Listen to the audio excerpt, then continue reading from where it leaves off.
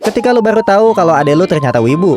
Kyosuke dan Kirino, ada abang yang tinggal serumah tapi berasa hidup masing-masing karena emang mereka jarang banget ngobrol. Nah, waktu itu mereka nggak sengaja tabrakan di dalam rumah bikin isi tas si Kirino berantakan. Tapi pas Kyosuke mau bantuin, si Kirino malah ngomel, katanya jangan sentuh barang gua gitu. Kyosuke juga bingung terus mikir nih bocah ngapa dah. Pas Kirino keluar, Kyosuke lihat ada sesuatu di kolong meja. Pas diambil ternyata itu kaset anime, nggak tahu punya siapa. Nah, masalahnya pas dibuka, isinya ternyata kaset game dewasa. Akhirnya dia umpetin sambil nyari tahu siapa yang punya kaset ini. Sama bapaknya sih kayaknya nggak mungkin ya, karena mereka juga ngelarang anak-anaknya nonton anime karena menurut mereka yang kayak begitu dianggap negatif. Ya udah berarti kemungkinan punya Kirino, tapi dia tahu kalau Kirino nggak mau jujur, makanya dia pura-pura ke minimarket biar si Kirino nyari sendiri di kamarnya. Pas balik lagi bener aja tuh Kirino lagi nyariin sesuatu di kamarnya Kyosuke. Ya udah akhirnya Kyosuke mau mulangin kasetnya Kirino, tapi Kirino tetap masih kagak mau ngaku, makanya nggak dikasihin kasetnya. Tapi karena di situ Kirino juga diem aja nggak mau jawab, ya udah Kyosuke cukup tahu kalau itu udah pasti punya Kirino, terus mulangin kasetnya dan pura-pura nggak tahu apa-apa. Karena kata Kyosuke juga terserah kalau emang hobi sama begituan, Kyosuke juga nggak punya hak buat ngelarang. Ya udah pikir Kyosuke masalah udah kelar, tapi di tengah malam dia malah dibangunin sama Kirino. Dia bilang mau konsultasi. Makin bingung lagi Kyosuke, ini bocah kenapa lagi dah. Akhirnya Kyosuke diajak ke kamarnya Kirino dan di situ Kirino mau konsultasi karena katanya Kyosuke tadi Kirino bebas punya hobi apa aja dan nggak bakal ngelarang. Nah ya udah akhirnya ditunjukin dah tuh semua koleksinya Kirino yang ternyata dia udah jadi wibu akut. Udah gitu koleksinya ini kebanyakan game dewasa yang nyeritain tentang kisah cinta adik perempuan. Nah makanya dia minta pendapat ke Kyosuke tentang hobinya ini, karena dia udah tahu kalau sesuatu yang berbau anime kayak gini dilarang sama orang tuanya dan seharusnya nggak ada anak cewek yang suka beginian. Kirino bingung harus gimana, dia nggak bisa ninggalin semua hobinya ini, tapi capek juga kalau harus nyembunyiin sesuatu yang dia suka. Makanya dia bilang pengen nyoba ngomong ke emak bapak, tapi sama Kyosuke langsung dilarang karena pasti bapak bakal ngamuk. Akhirnya ya udah Kyosuke milih buat bantuin Kirino nyembunyiin hobinya, terus juga mau bantuin Kirino kalau misalkan nanti ada terjadi sesuatu.